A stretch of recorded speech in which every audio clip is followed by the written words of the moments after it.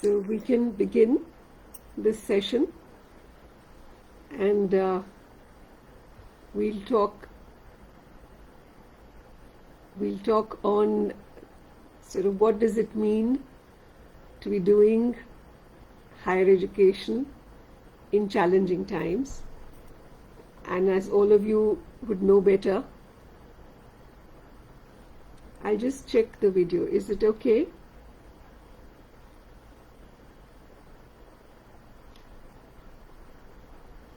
So if there's some problem, I think you can message to me if you think that the sound is not okay.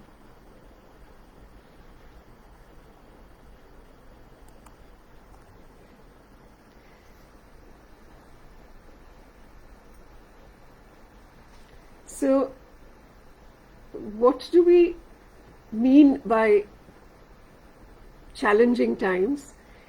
And what I'd like to do is start with the current context of COVID-19, because that is right now the most serious context for us.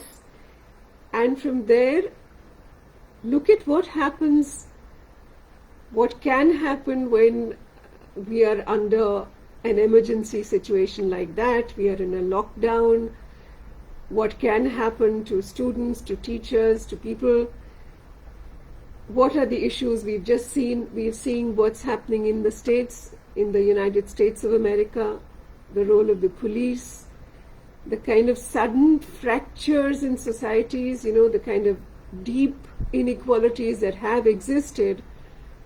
But this virus, even though it may not really discriminate, that's what people might assume, but the ecology of the disease, the ecology of the virus, is showing us a very deeply pervasive and very deeply discriminatory way in which it is spreading. And then it also tends to aggravate many other divides which are already there, many hierarchies, many divides which are already there in society. So what is it that we are seeing, and how is it that we, in terms of higher education, really look at inequality?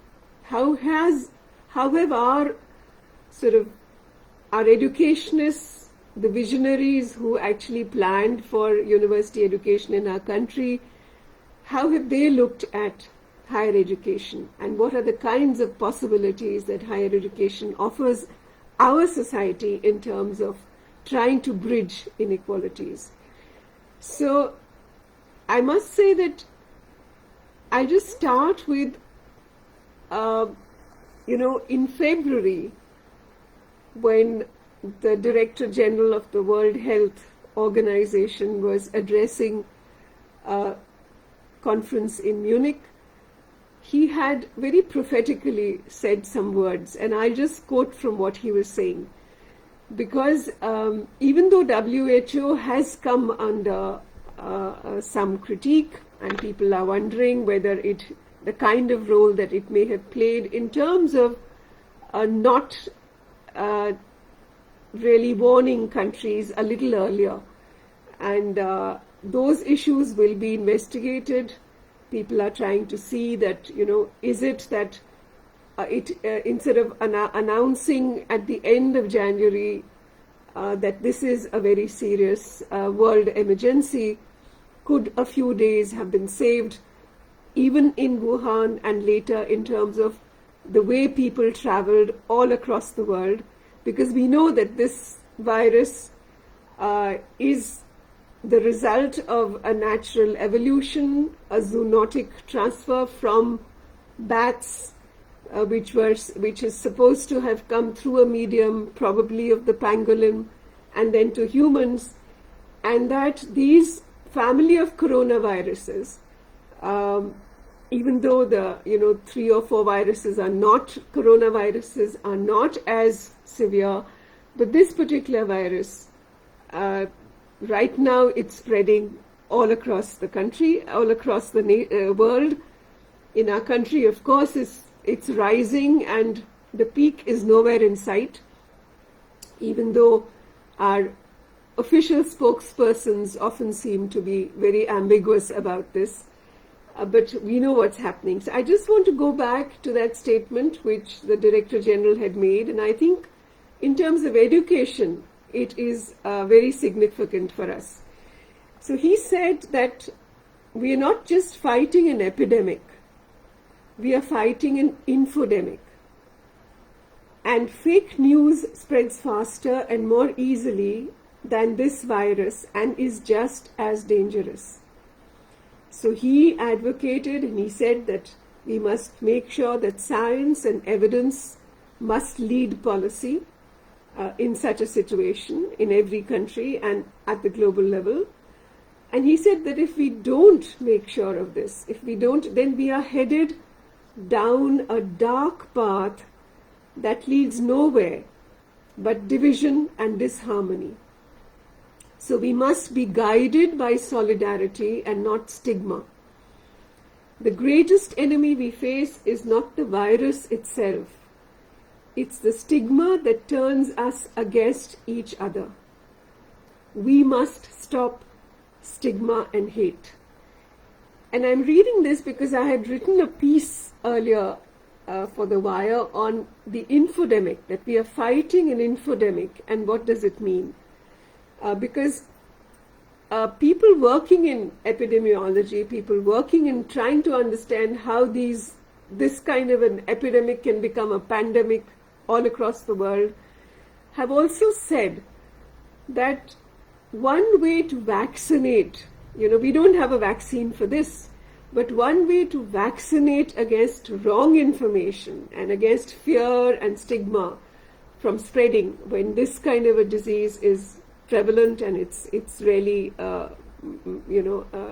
spreading all across, is to vaccinate people through education. And this, I think, is very significant. I mean, more so also because we work in the people's science movement, we work in education, we work for right to education. But people who have looked at pandemics have said that why is it that fear and hatred and wrong information, even wrong fake information about the virus, spreads so much faster than the right kind of information and what we should be doing about it.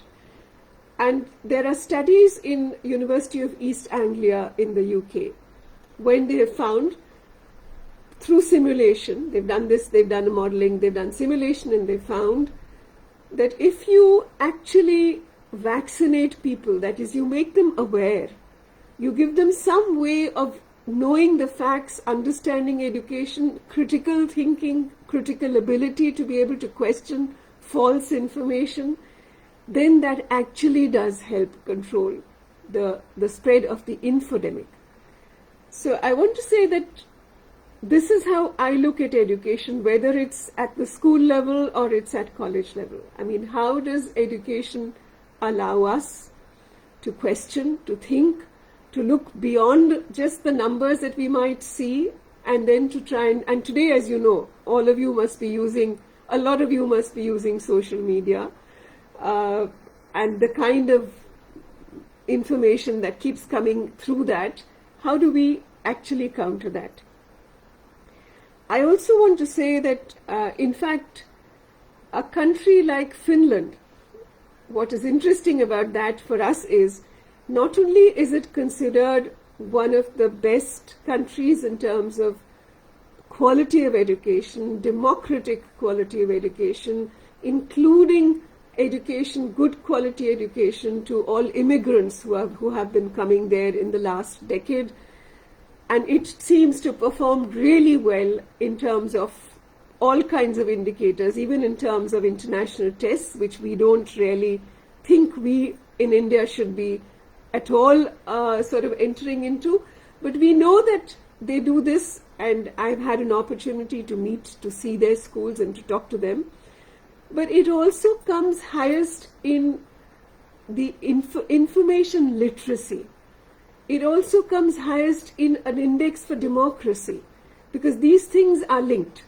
So they run a program, since 2016 they run a program in their colleges, in schools, in trying to get students to question and see what is misinformation and what is disinformation and what is information that actually can deceive people, what is deliberately deceptive information. So they do this from the earliest classes, from primary school right up to higher education. And they say that this is important for democracy, and they say it is important for social harmony. Coming to our own context, I'd like to remind ourselves, and whenever I talk about higher education, I look at the first Commission of Education, the first Education Commission in our country, in a free country, in 1948. The University Commission, the University Education Commission, as you might have heard of it, the chairperson was Dr. Radhakrishnan, a scholar, an eminent scholar, later on became our vice president and president. But it also had people like Dr. Zakir Hussain, it had people like Dr. Sayeden, people who had worked in Nai Talim, people who had worked on the ground to try and see what kind of an education would actually decolonize our thinking, our way of looking at education, and our way of interacting with each other across the social barriers and hierarchies of caste, gender, religion, class, etc. So these people, how is it that they looked at higher education? I'll just read out one or two quotes from the Education Commission report, which was 1948-49. Interestingly, the first commission meeting was held in Delhi University. So it's interesting to know that even when a commission is formed, how democratic are they? How do they want to engage with people? Do they really meet with different universities, different people running education? And in fact, what's interesting is they looked at all kinds of education. They looked at Sriniketan, which was set up by Tagore in terms of higher education and work. They looked at the People's College in Denmark. I mean, they studied, they asked for reports, they tried to understand, they looked at community colleges. What does that mean to have higher education, which does not alienate us from our environment, from the way that life is constructed, but which actually helps us regenerate our own environments, regenerate rural life, regenerate self-reliance. And we hear this word a lot today, but we must see historically where it goes back and what was the vision for education for self-reliance. So they say that every kind of education has to be offered in a university. They said every type of higher education, literary, scientific, technical, dealing with crafts, dealing with people's artisanal knowledge.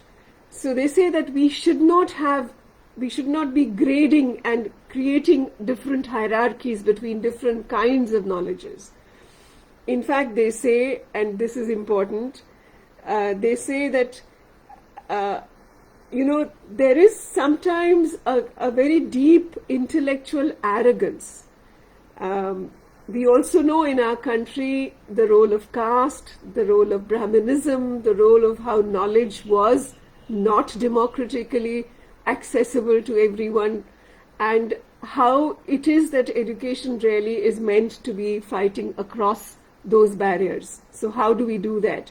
But they were saying that if we think of practical courses, or if we think of courses which deal with manual craftsmanship as suited for inferior minds, and we think that professional courses or some special, high-tech courses in higher education are meant only for intellectuals, then we must remember that this separation of skill of hand from the skill of mind has greatly retarded the mastery of the physical world in general and has been a major cause of poverty, especially in India. So they are talking of how does higher education bridge these divides, bridge the divide of hand and mind, head and heart, bridge all these divides of what is considered artisanal work and what is considered, as today we are hearing, the knowledge economy. In fact, knowledge economy can be a very misleading concept, because as we find educationists writing about this across the world, they're saying this is more like an economy of knowledge. It is like we are trying to commodify knowledge. So it's not democratizing knowledge, it's commodifying knowledge, and that is what we are seeing happen even in our country. So I quote again from the University Education Commission, the Radhakrishnan Commission, when they say that any useful work, any useful calling, which needs a high degree of preparation and for which indeed a high degree of work preparation has been spent, and which is pursued in the spirit of service to the public, that deserves the name profession. So don't just think that engineering or medicine or even education, teaching, these are professional education courses, but the spirit of democracy, and I quote again, the spirit of democracy will not tolerate the monopoly of that term, professional education, to be taken by any privileged group. So we really have to see, does education break these barriers? It's also interesting that they said that there can be no democratic freedom without social justice, which demands the freeing of the individual from poverty, unemployment, malnutrition, and ignorance. So they're looking at education which allows this freedom, allows us to free the individual. They said, but this is not enough, because we have to cultivate the art of human relationships, the ability to live and work together, and to overcome the dividing forces of the time. And they're talking of 48, where we had just seen many divisions. We had seen partition, we had seen other divisions. So they're talking of social harmony can be achieved by wise leadership. And they say that when we talk of the Constitution, we must remember that we talk of liberty. And that liberty actually is the liberating character of education also. They have said that the need for the autonomy of universities, the freedom of thought and expression of teachers is also constitutionally to be looked at under liberty. What's more interesting is that they also looked at, they said that one of the chief duties of education from the earliest years to post-graduation is to dispel the prevailing attitude of futility and hopelessness, and to educate young people in hope and courage, and for education to arouse these qualities in people will be a greater gift. And they're saying this in 48, it will be a greater gift and a greater factor in our national destiny than would the discovery of vast oil fields or sources of atomic power. So they're saying this just at the threshold of when our country had become independent after a long and difficult struggle for independence. And they're saying this in terms of what is the vision for education. Also more important is that, in terms of how they look at the spirit of free inquiry. And I want you to think, all of you who are part of some institution of higher education, I'd like you to really think about, are you in such an educational institution? What is that spirit of free inquiry that institution allow amongst us? And then we'll also go down to the notion of e-learning and digital education we find this coming on to us. So what is digital justice And does that form of education actually qualify to be education? So they say that intellectual progress demands the spirit of free inquiry. The pursuit and practice of truth, regardless of consequences, has been the ambition of universities. Professional integrity requires that teachers should be as free to speak on controversial issues or as any other citizen of a free country. An atmosphere of freedom is essential for developing this morality of mind. So currently we know that, in fact, under an emergency situation, we find that our universities, even in the last few years, are finding the autonomy of universities compromised, the autonomy of teachers restricted, and now we find that just dissent or just trying to have a protest can also get people arrested. So what is that freedom that our nation builders, people of our who are putting before our country the first Education Commission report, what is that freedom that they are talking about? So I think that we can take inspiration from these reports, that we just don't have to say, oh, well, they're historical, because they are important for us to understand our legacy. Why were our universities set up? So I was talking about, this, when our universities and our entire education system, even after the Radhakrishnan Commission report, has always talked of a good public education system. In fact, the Kothari Education Commission, which was the last education commission that we've had, 64-66, has even clearly said that if you think that you can buy quality, if you think that you can buy good quality by putting your child in a private institution, especially schools they were talking about, then you must know that that notion of quality is tainted. It's jaundiced, they said. That notion of quality is questionable.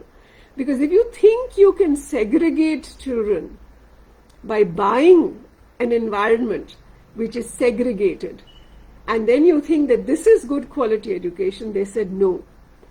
Good quality education should be a place where people come from all kinds of backgrounds, the diversity and the disparity which our country is made up of, and gives them a platform to understand each other, to engage with each other's lives and experiences, and then to relate education, whatever they may be studying, whatever subject, whatever discipline, to relate it to the exigencies of real life, of social realities.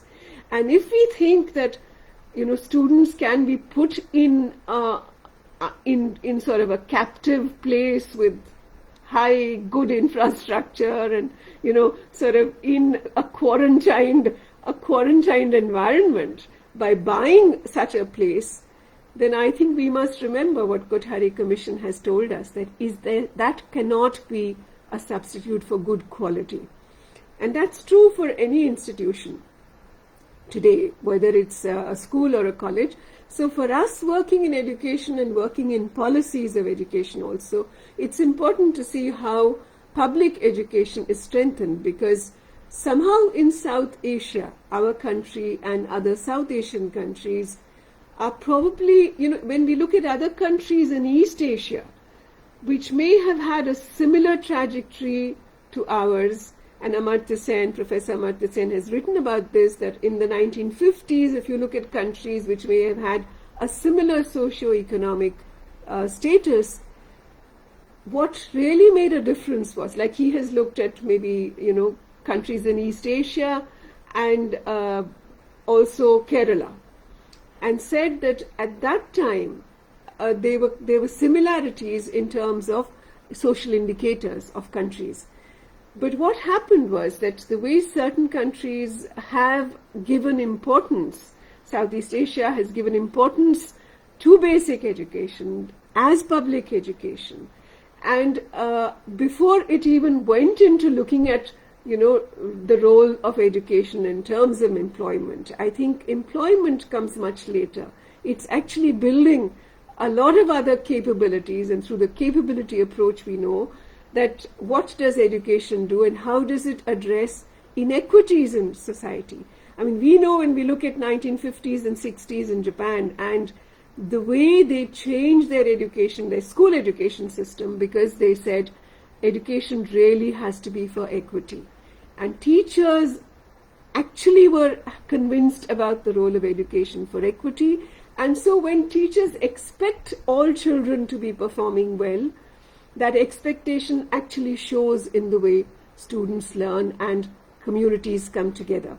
And mixed ability groups, all our theories of learning tell us that mixed ability groups produce the best learning. Because even if someone thinks, if I think that I know it all, or I'm way ahead, I'm performing very well, but when I work in a mixed ability group and we question, and even someone's doubt or someone's question sort of comes to me and I engage with it, our collective learning gets much deeper and much sort of better in quality than what an individual could have done by whatever resources that individual might have. But globally what's happening right now is that the entire sort of global policy making for education is being pushed, as I said, in trying to look at it, in trying to a commodification of knowledge in education. So the policies that are getting made, and we have seen it, I have in fact even presented this at a UNESCO meeting, that in 2005, when we look at some of these UN organizations and what they were talking about education, and now when we look at it, we can see a great difference even in the way education is perceived. So, and in fact, even earlier when the same organization said that whether it's learning or whether it's assessment should not be centralized, it should be culturally responsive, because a centralized pattern can be quite damaging and cannot really allow everyone's ability to participate. Today there's much more push, and behind the quarters, people in the same organizations tell us that it's more to do with the kind of funding that is coming to them also, and the funders, the way that they are pushing this whole direction of looking at education as something which can actually segregate, which can sort people out. And we know that education traditionally has reproduced inequalities in all countries, especially in our countries, but now consciously we find it being done even in school. We find it being done even in government schools. I mean, in Delhi government school, we have been protesting that they are segregating children at grade 3, and they're giving labels. They're calling one section as Pratibha, which means you have talent, and the other section, however young children are, they know that if you don't put them in Pratibha, then they are no good. Even if you call them Nishtha and other, other names, you give them other labels. Nishtha means commitment, but they know it means they're not as bright or as good. So this kind of a segregation that is being done, and through the public education system, I mean, privatization is one thing, but in the public education system, we are finding a lot of quasi-privatization that is coming in, because whether it is trying to give out these spaces to the corporate sector under the corporate social responsibility, and a lot of people who are engaged with our policy making they come from such NGOs and such corporate connections, that they are pushing a lot for this kind of a standardization on one hand, but also a segregation. And Delhi, in fact, has done this to the point that even the exam in primary school, in middle school, is different. The exam paper says Pratibha, or it says Nishtha, or it says readers and non-readers. So there can be all kinds of words that are used. Plus, of course, government schools tend to make one section as the English medium section and the other section as the regional language section. So these kinds of hierarchies are coming in very different ways right into the public education system. At higher education, you have seen it, you are seeing what's happening in terms of admissions, in terms of fellowships, in terms of even the, for instance, in my own department, in my own Delhi University education department, in the last couple of years, we have been forced to do online admission. Online admission for all our courses, for bachelors of education, masters of education. And we have seen a change in the demography of students who come in through that kind of a test. Because we know that we get more people who are coming in for a B.Ed through this kind of an online system who are already preparing for competitive examinations. So they are familiar with that, with the ecology of competitive online testing, and they come a lot from subjects like commerce, even though commerce and these subjects are not school teaching subjects. So we have not really, our earlier rules would not really allow people to come in other than higher secondary. But now there's a push all over the country, even in central universities, to do online admissions. Even for research, we had resisted this and said that we will do online admissions only as the first screening, because thousands of people, we have 20,000 people applying for one course for a few hundred seats. And so we said that can be one screening, and then we can have, for masters, we can have a written paper which is much more detailed, so that we have an idea of a person's ability and a person's readings, a person's ability to look at, engage with certain things more subjectively, not just in this multiple choice questions which doesn't give you a deeper understanding. And for PhD also, a much deeper chance to engage with some kind of elaborate writing or expression or oral. So, but these things are, as I said, you will notice it in whatever institutions you are, this idea of online testing and this idea of making everyone go through a similar centralized exam. Right now, our policy, the national education policy, is again pushing for that, and you know that we already have debates between Tamil Nadu asking for having their own entrance test for engineering rather than coming into NEET.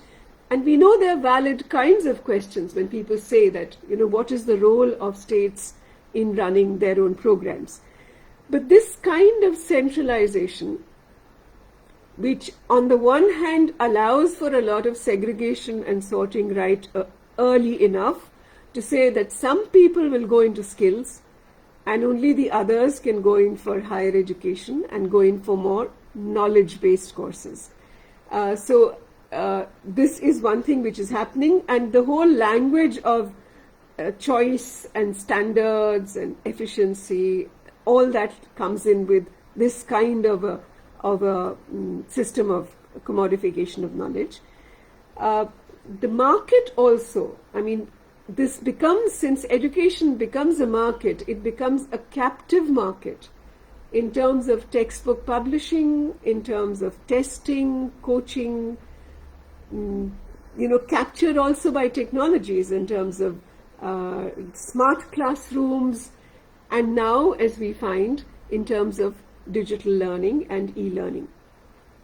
So, on the other hand, what happens is that there is a parallel industry which runs as an industry for low-cost private schools. Especially at the school level, this is a very large industry, and now the world over is looking at India as a $1 billion industry for low-cost private schools. So that what happens is that with a lot of this pushing in for centralized testing, pushing in for international testing, countries which are still struggling to give provision, to give equitable resources, to give good quality schools and colleges and institutions and teachers, those countries, if we are pushed into an international test, then there's a lot of public shaming.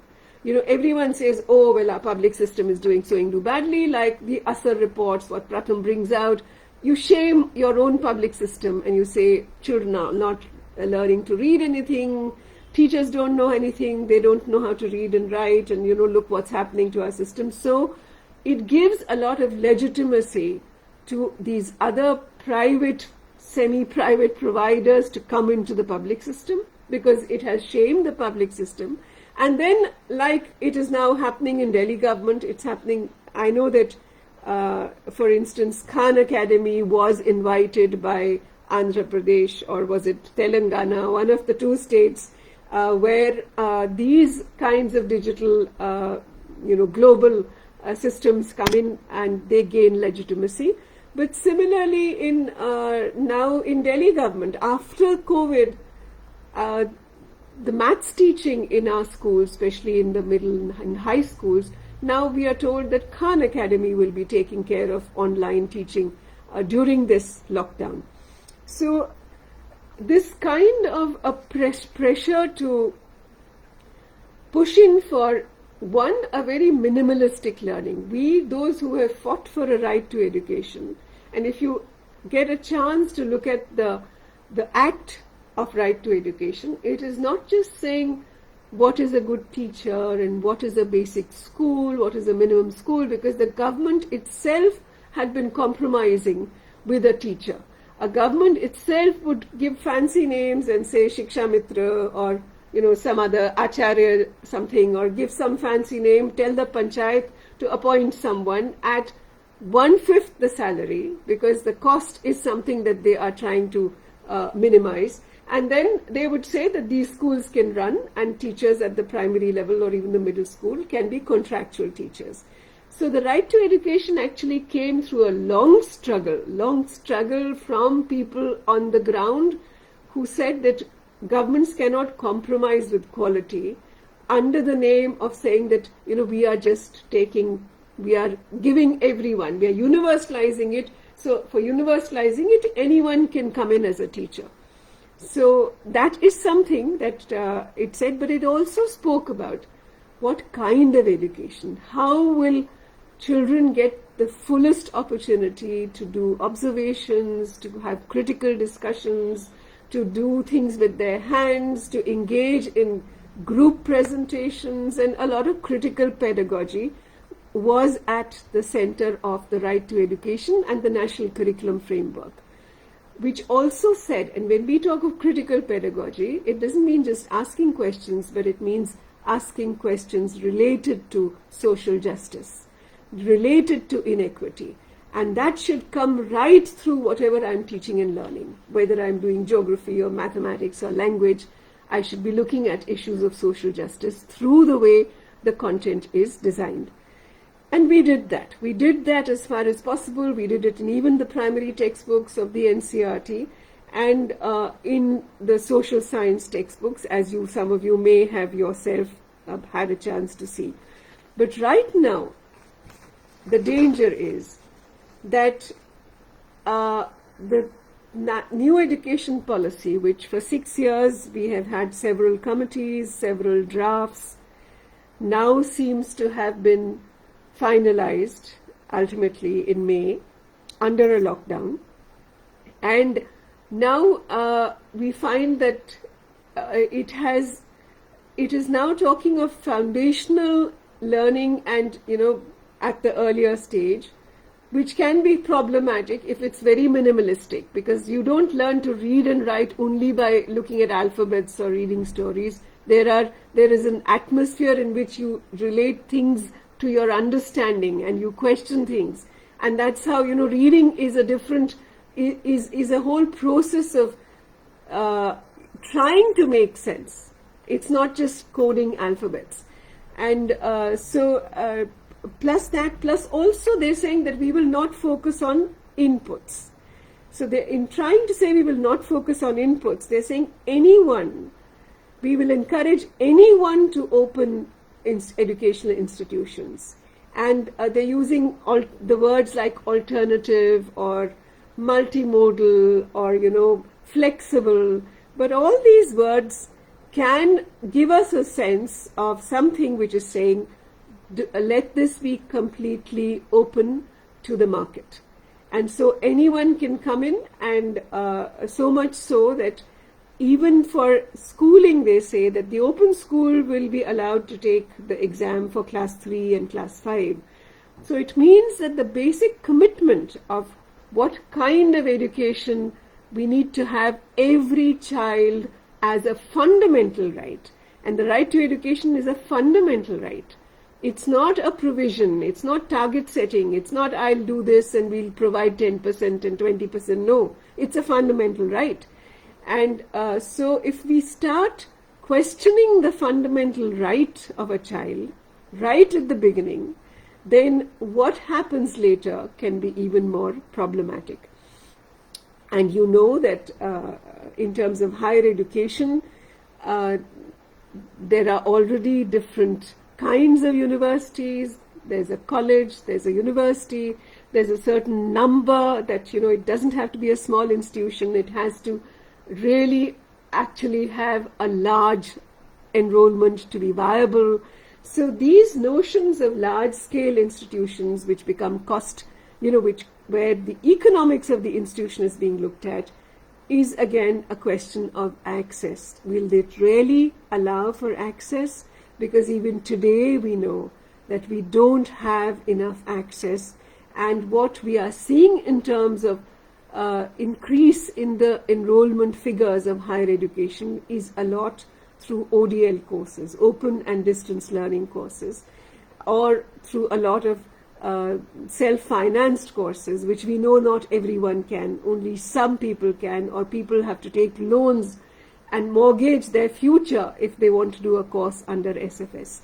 So what happens then in terms of access? Even though we can say that we are trying to get to an enrollment which is 30% or 50%, what kind of an enrollment is that? And that is where we now come to the role of digital learning and digital technologies.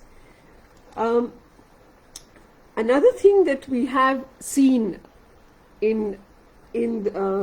during this pandemic is the fact that a lot of push has come, not just in our country, in some other countries too, in terms of surveillance, under the name of trying to manage the disease.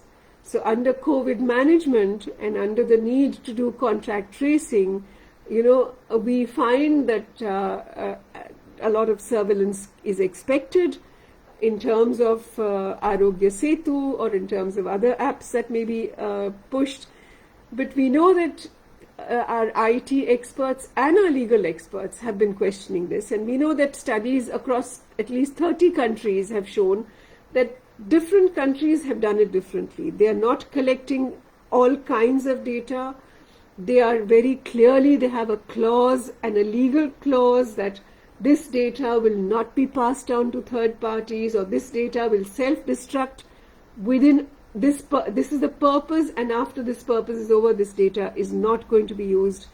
It's going to be aggregated so that I cannot, and anonymized, so some countries are using aggregated data, so I can look at clusters, but I cannot, and I cannot get down to one person and personal data, not collect personal data. So a lot of technological questions have been asked just in terms of the application. But what happens is also that under this, that, and it's very heartening to see that one of the first university surveys about trying to find out whether a university can go in for online classes was done by the University of Hyderabad. And we read about it in sort of around the 20th of April when reports came out saying that the University of Hyderabad has done this very interesting survey. Interesting because they did it through their own Department of Communication. And that is a notion of self-reliance. You're looking at your own capacities. Your own Department of Communication, under two of your own professors, has done a survey and has looked at 2,500 students.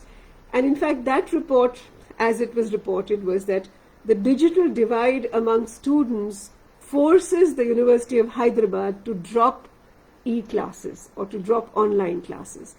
That is very significant, because not only did they find that even though a large number of students, almost 90%, said that they may, out of this small sample of 2,500, that they had phones, but only about 37% said that they could access online education, because others said that either the cost of the data or the connectivity or the unreliability of having power supply, all these things were going to affect them and they will not be able to do it.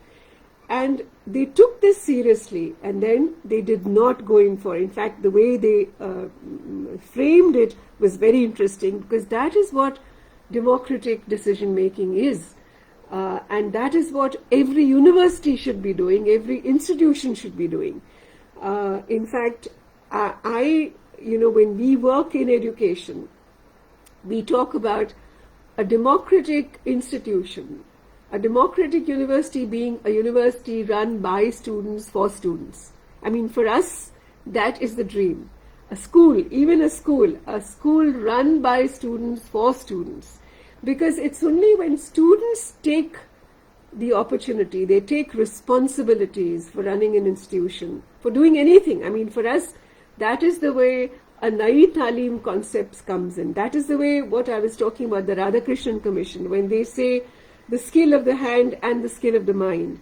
So I really dream of a place where students do, even if it's constructing in the university, or it's building, or it's installing hardware, maintaining digital commons, whatever, even the running of the university, a large part of it is the learning experience of students. And I think it can be done. Just like Nayi Talim schools were set up in 1950s in India, in late 40s and early 50s. And we find reports about that schools which were running the primary health center. The school was running a dispensary for the village. The school was running a PDS, a public distribution center. That was a part of the school's functioning. So every class had a timetable within which classes took responsibility to do this. And this was the vision of Nayi Talim, which was a vision for self-reliance, and which was a vision of bringing community involvement, bringing the school as a part, as a node of the community. So why cannot a university also be doing that? University students are much more capable, much more responsible, and when people take responsibility, they do the same thing much more seriously.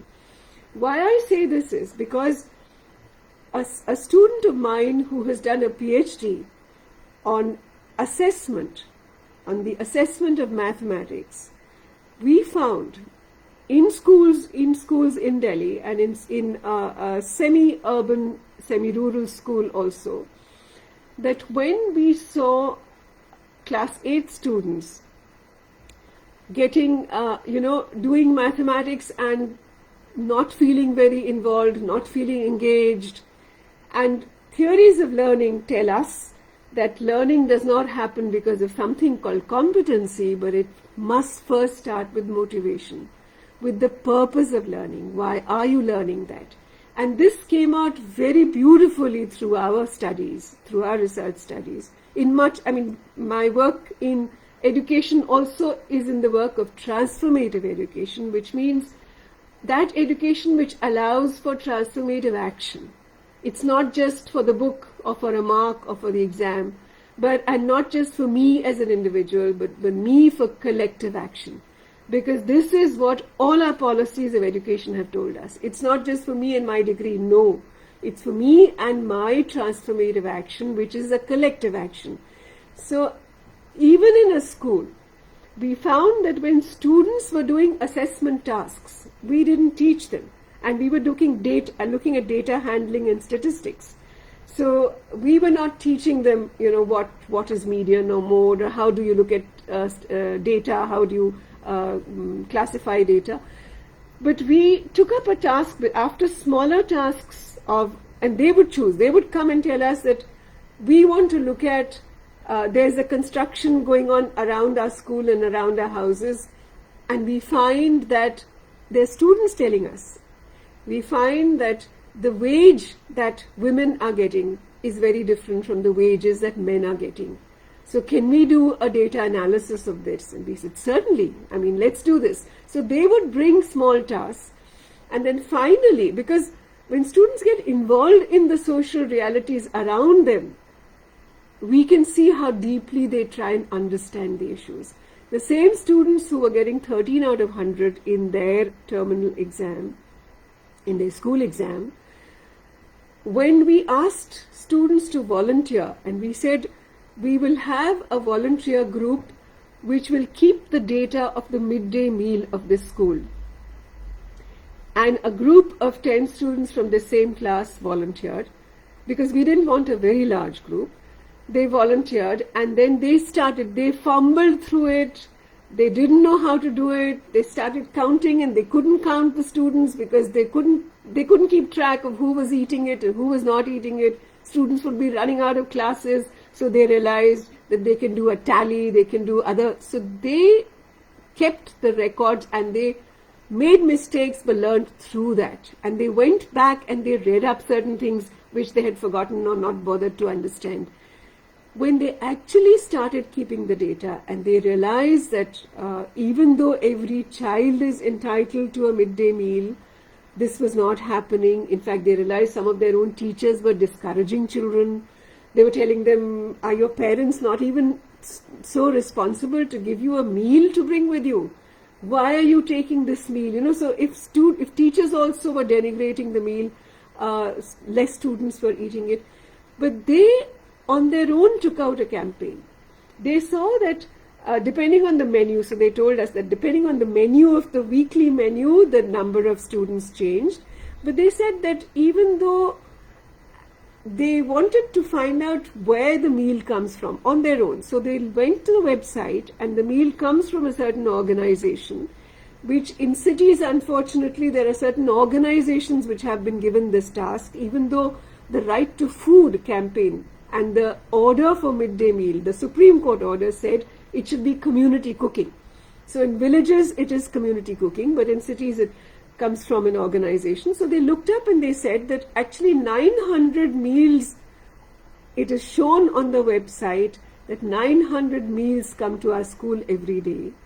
But we are finding that only on an average there is only 100 meals that come here and that are eaten. So what is happening? There is some ghapla, something wrong here. So I'm just saying that the same students, when they could go beyond what their teachers were doing, they could find out and engage with the data even beyond what the school principal might know. Suddenly they felt so important, and they were important. So they made a presentation then for the school, they made a presentation for their teachers. But I'm just saying that if class 8 students could keep a record of the midday meal of that school and find out some details which even teachers did not know, I'm sure university students can do much more. So for us, when I come from this survey, which actually questioned but did it democratically, asked students, and I hope that there were some students involved in conducting the survey also, they could take this very, very wise decision of not making their classes online and actually warning people that let's look at this digital divide, which will get much further accentuated if we depend only on online classes. This has been the experience even in IITs. There was a very nice write-up by a teacher in Delhi IIT. He wrote in The Wire, and he wrote that how with the best intentions, when they tried to use, after all, even teachers have never done this full time, so when they tried to use all kinds of ways of mailing something, sharing some things, making presentations, having smaller group discussions, but they realized that this had limitations.